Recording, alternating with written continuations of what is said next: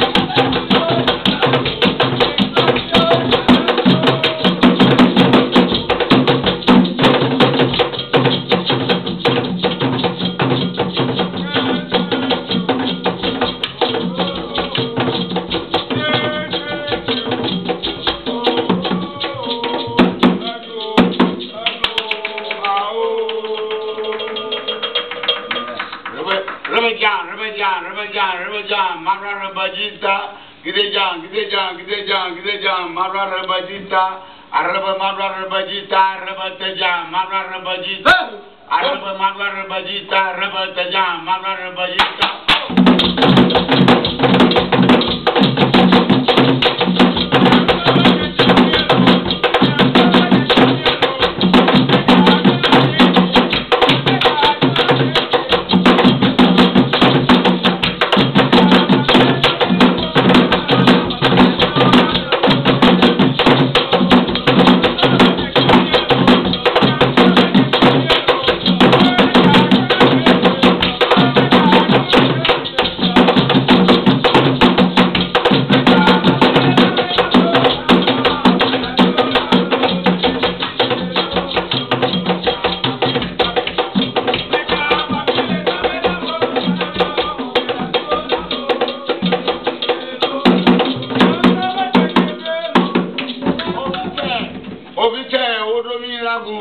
Madi haya, muyo, ovite, udomina guama, madi haya, muyo, batona som sowa, muyo, asetona som sowa, muyo, batona som sowa, muyo, batona som sowa, muyo, nkumosiri mamosi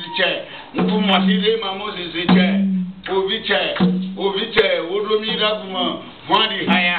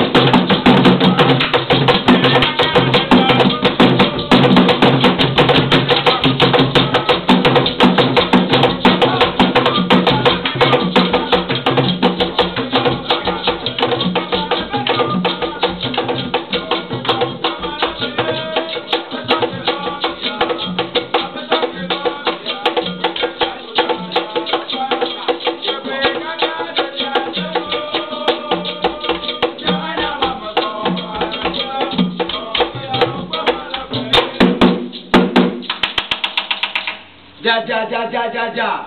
Tondo agatoedo. Ja. Tondo agatoedo. Kawini hayo roha chebe. Njayege aliche. Atache. Aliche. Tondo agatoedo.